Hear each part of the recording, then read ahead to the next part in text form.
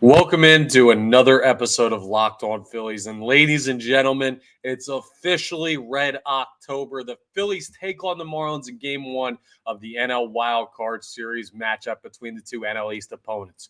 What's the pitching matchup like? Who's got the advantage between Luzardo and Wheeler? Who are the key players for the postseason run for the Phillies? And also, an important reminder ahead of this Red October run. All of that on today's episode of Locked On Phillies. You are Locked On Phillies, your daily Philadelphia Phillies podcast. Part of the Locked On Podcast Network, your team every day.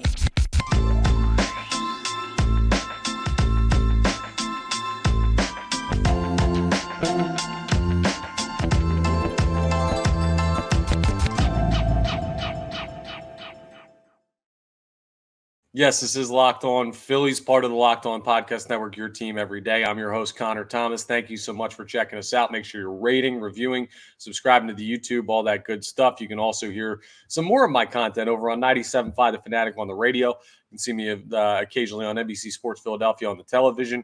Credentialed Philadelphia Phillies media member for 2 years going now, and 2 years as your host of Locked On Phillies. So thank you so much for checking us out.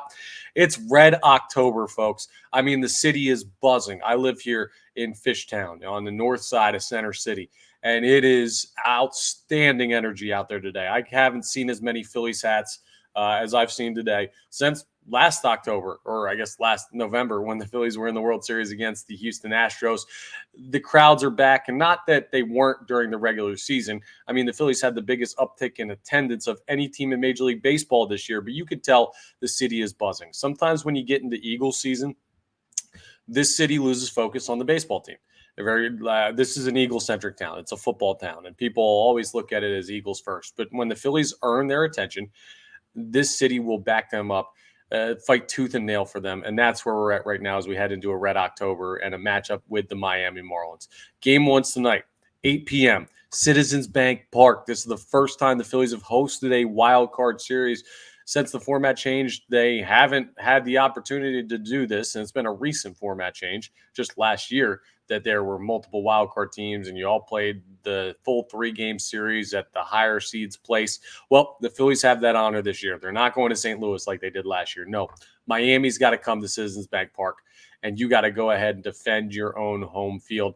And there's going to be 40,000+ Philadelphians behind these Philadelphia Phillies as they take the field tonight. 8 o'clock, first pitch. You can listen to every pitch of the Phillies hometown radio broadcast of that game on the SiriusXM app. Just go to the SXM app and search Phillies. Now, the Phillies on the money line are minus 155. They're favored in the betting odds. According to the ESPN analytics, they have a 66% chance to win tonight, as opposed to only a 34% chance for the Miami Marlins. The Phillies are large favorites in this game because they're the significantly better team. And they also have their ace going on the mound. Now, Zack Wheeler is going to take the mound for the Philadelphia Phillies. We know the type of year he's had, but just in case you forgot, he was 13-6 in the regular season with a 3.61 ERA, 212 Ks, good for 9th in the National League, and 108 WHIP, good for 8th in his league. I mean, that's pretty darn good. At home, a 5-2 record, 97 Ks, a 4.13 ERA. Meanwhile, he's going to face off against Jesus Luzardo. So you know the Phillies have their ace going. The Marlins have Luzardo going, and he has got himself some solid 2023 stats as well. 10-9 win-loss record. Okay, whatever. But a 3.63 ERA, comparable to Wheeler. 208 Ks, comparable to Wheeler. A 1.22 WHIP, a little bit higher than where Zack Wheeler's is, but this is a good pitcher and a good lefty and a guy that's given the Philadelphia Phillies trouble. There's a stat on Luzardo that I'm going to bring up that is the number one determinant of his performance tonight. And I'll tell you about it in just a second. But his win-loss record in away games, he's 5-5 in away games with a 4.48 ERA. I mean, his ERA is nearly a full point higher, like not 10th or 100th of a point. No, almost a full point higher on the road than what it is his 3.63 ERA for the season. So he's not been as good on the road. Now, his splits against the Philadelphia Phillies. He started 2 games this year against the Phillies. He's gone 12 1/3 innings pitched in those 2 games, allowed 12 hits, so he's allowing about a hit an inning. 5 runs, 5 earned, 2 home runs given up, 14 Ks. So he struck out a bunch of guys, but you can beat him for the home run. You can beat him for earned runs and everything like that. You have the opportunity to take care of business in that way. So Luzardo, a good pitcher, a guy in a lefty that's tough. And it's going to be on the righties tonight. It's going to be on guys like Jay Chirumuto, guys like Alec Boehm, guys like Nick Castellanos, guys like Trey Turner that have to go ahead and get the job done because Luzardo is a tough matchup for left-handed hitters. He really is. He's a guy that's very hard to see and very hard to hit his breaking stuff. He's got really good stuff. He's going to throw 98, 99, maybe even touch triple digits with the adrenaline pumping of a playoff start. He's a tough matchup. He really is. And coming up in tomorrow's game, not to get too far ahead of ourselves, but the road doesn't exactly get much easier in tomorrow's game. I mean, you're going to have to face you've got Braxton Garrett, who's got a 3.66 ERA, a 1.15 whip. I mean, the Marlins have some solid pitchers. They're very good in one-run games. The issue is the Marlins offense, well, they don't create enough runs, and that's why they haven't had as successful as of a season as the Philadelphia Phillies. But here's my number one stat on Jesus Luzardo that you're going to have to focus on for tonight's game. It's not ERA. It's not Ks. It's not whip. It's not win-loss record. It's not any type of home-away splits or anything like this. Nope. It's these numbers. 9301997. You know what that is? No, it's not a Social Security number. No, that's his birthday. He was born September 30th, 1997. Just recently celebrated a birthday. Turning 26 years old. He's young. He's unproven. And a lot of players on this Marlins team are young and unproven guys without playoff experience. He is about to walk out to Citizens Bank Park's mound and soil himself in the bottom of the first inning because of the crowd and the environment that he's forced into. Miami, they play in a big warehouse. Nobody ever goes there. Unless it's the World Baseball Classic, they don't fill that stadium regardless of how good they play. And he's about to walk into the toughest environment in all of baseball. And at 26 years old, having never experienced that before, he is not prepared for the moment. I guarantee you, he's not prepared for the moment. Now, he may still have a strong performance. Like, you could still go out there and battle through it and everything, but advantage Wheeler for having the fans on his side. You just don't walk into Citizens Bank Park and battle this team and this fan base with how ravenous they're going to be, how rabid they are. Like, it's going to be a crazy environment down there. So I look at the age and I say, well, happy belated birthday, Jesus Luzardo. It's not a very good present for you here when it comes to what you're facing today at Citizens Bank Park. So a younger pitcher, a guy without this type of track record of postseason success or postseason experience at all, I think the Phillies go out and take care of business. But there's going to be some key players that you have to focus on. Some key players really need to step up in order for the Philadelphia Phillies to have success, not just in this series, but in the postseason in general. So we're going to get into that coming up as we continue today's episode of Locked On Phillies and talk about the players that need to be at their best in the biggest moments for the Phillies to have success. We'll talk about that in just a second. First, though, I want to tell you about my friends over at Bird Dogs, okay? Listen, here's the simplest thing, right? Bird Dogs make you look good. You look good, you feel good, you play good. Simple. If the Philadelphia Phillies were allowed, they're not. They got to wear baseball pants. But if they were allowed to play tonight's wildcard game in Bird Dogs, they'd smoke the Marlins by 100 runs because you look good, you feel good, you play good. I mean, they've got the nice slim fit that fits your thigh great and gives you a nice, truly sculpted look. They do really the exact same things as any of those other brands that you see of like an athletic short, but they fit way better. The fit is just, it's not stiff. No, it's flexible, it's stretchy, it's comfortable. I mean, the fit's awesome. Bird Dogs use, so here's what it is. Cloud knit fabric. It looks just like khaki, so it looks fancy, but it feels comfortable. And you get a way slimmer fit with it without having to sacrifice movement. And they also use anti-stink sweat wicking fabric that keeps you cool and dry all day long so you're not smelling up the joint. All that is amazing. Bird Dogs are functional for any occasion, whether it's a date, work, a ball game, playing in a ball game, going down the shore, any of that stuff, you can wear Bird Dogs for it. So go ahead and check them out. I mean, I got my Bird Dogs on today. Let me stand up. They're super, if you're watching on the YouTube, they're super comfortable and flexible. They fit just right and everything like that. They're amazing. And I can't get away from wearing these Bird Dogs. Like, I really can't. I wear them every time they're clean, and then I send them back in the laundry immediately. So go to birddogs.com/LockedOnMLB or enter promo code LockedOnMLB at checkout for a free Bird Dogs water bottle with your order. That's birddogs.com/LockedOnMLB for a free water bottle at checkout. You won't want to take your Bird Dogs off. We absolutely promise you. All right, let's get into the key players for the Philadelphia Phillies for the postseason. There's a couple. Okay. Number one, obviously, is Aaron Nola. This has been talked about a billion times. Like, this has been talked about a trillion times, whether it's me talking about it on the radio or here on the podcast or you're hearing it other places from national media and anything like that. Everyone wants to talk about 27. Everyone wants to talk about Nola. Can he be consistently good enough? Can he be talented enough? Can he be at his peak? Is he going to have one of those blow-up performances? Can he keep the ball in the yard? All these questions valid.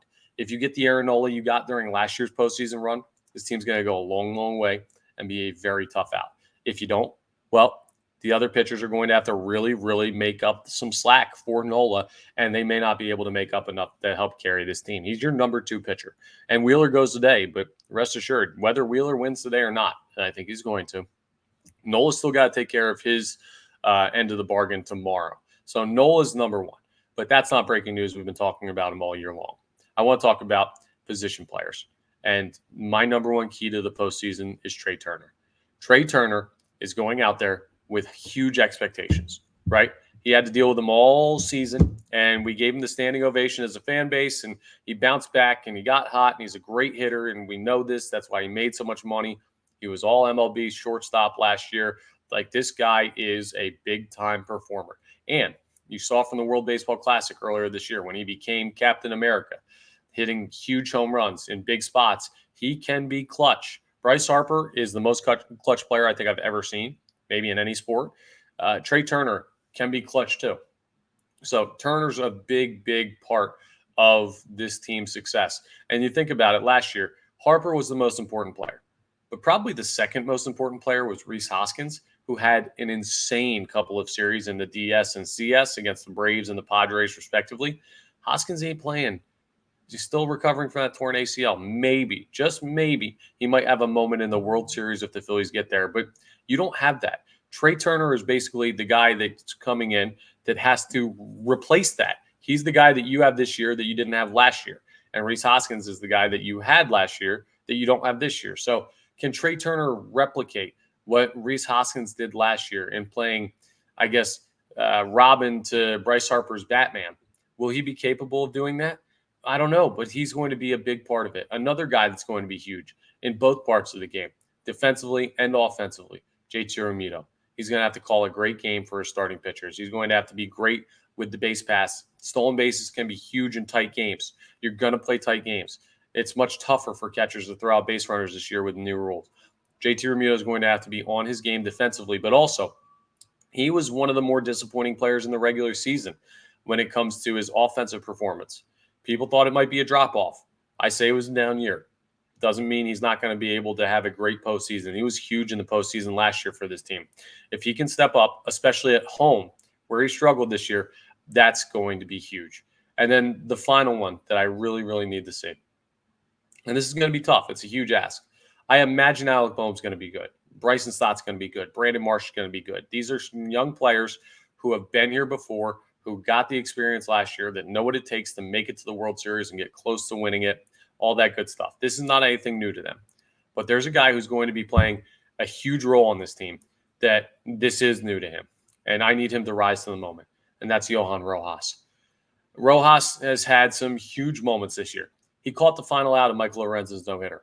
He had the walk-off to send the Phillies to the playoffs to end the final regular season game that mattered for the Philadelphia Phillies. He's had some big moments, and he's played really well defensively, and he's been a revelation offensively compared to how I thought he was going to perform at the major league level. But October's different, and some people rise to the occasion. Some people shrink from the moment. I don't know what Johan Rojas is going to be, but if you're going to be one of the top 9 players on this baseball team, he's got to come through in big spots. Remember, everybody had their moments last year, whether it was Gene Segura, Alec Boehm, whether it was Bryson Stott, Brandon Marsh, like any of these guys that you saw as lower caliber players than your big boy, Schwarber, Harper, Hoskins, Realmuto. Castellanos. I mean, everybody had their moments for you to get to where you needed to be. This year, Johan Rojas is going to have some moments in October. And is he ready for it? We'll have to see. I have faith in the kid. I do. I really like him as a player. But again, some guys can be really good in easy spots. The guys that are elite in the most difficult spots are the ones that turn into World Series champions. So those are my key players to watch for the postseason. Real quick in the bullpen as well, just some news. Michael Lorenzen not on the roster for this series. He's not listed as part of the team. I'm not 100% sure why that's the case. I guess because Weston Wilson and Jay Cave are both on the roster as bats off the bench.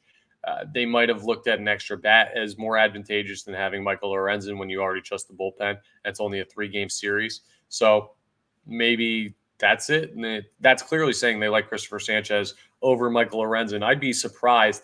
Well, I can't imagine the last time a player was acquired at the trade deadline, threw a no-hitter, and then didn't make the postseason roster for the first series. Like, that's a wild stretch for Michael Lorenzen. He needs to stay ready.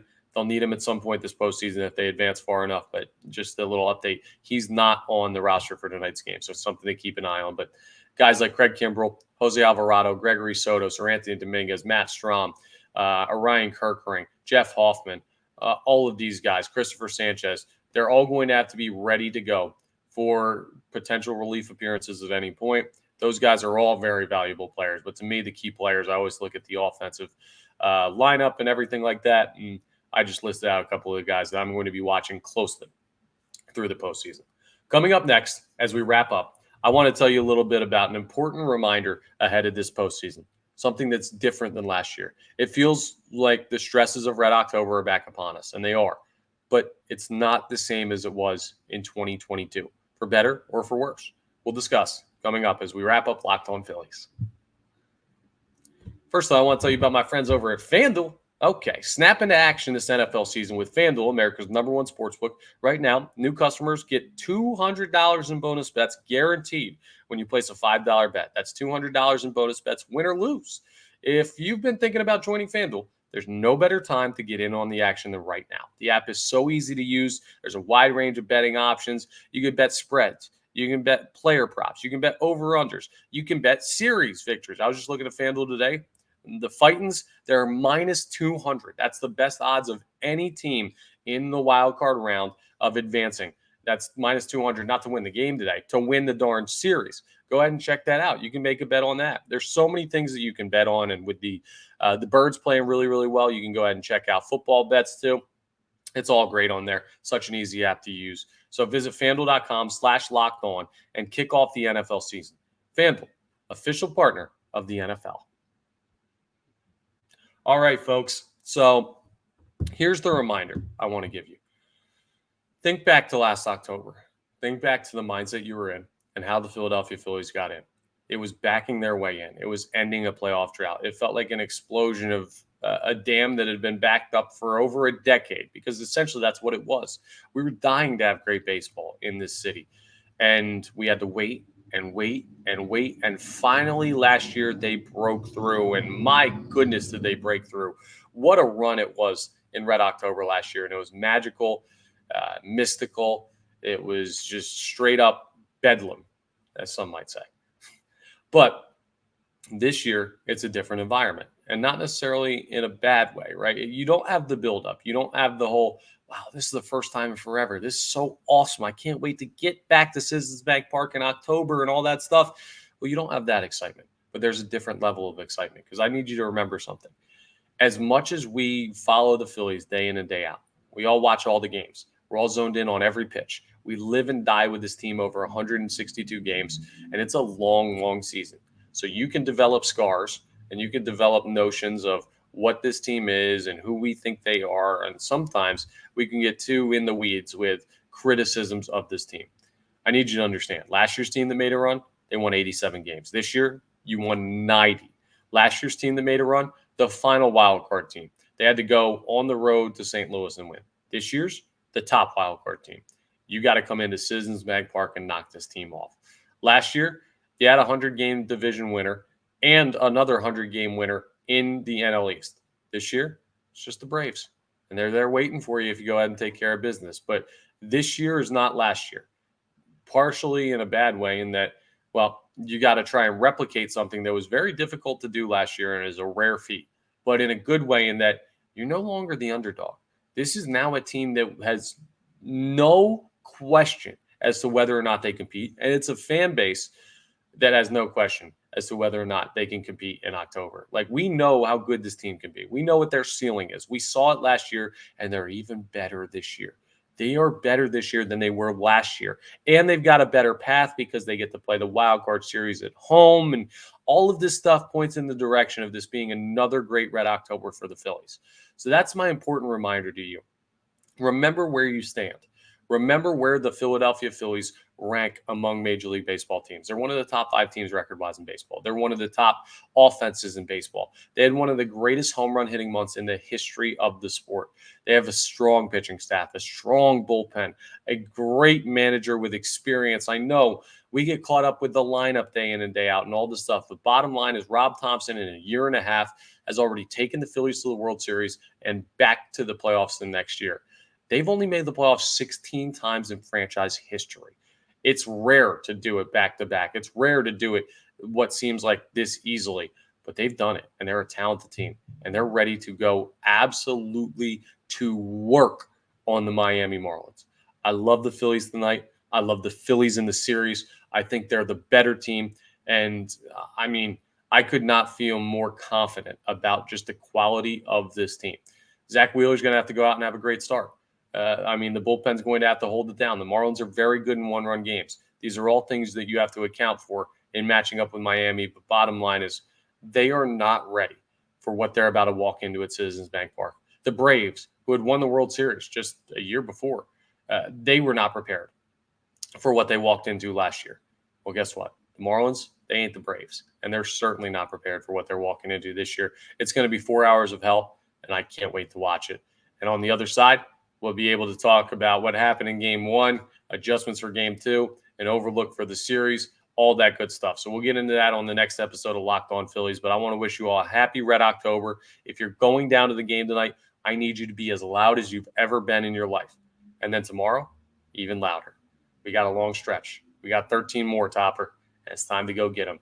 I'll talk to you next time on the next episode of Locked On Phillies.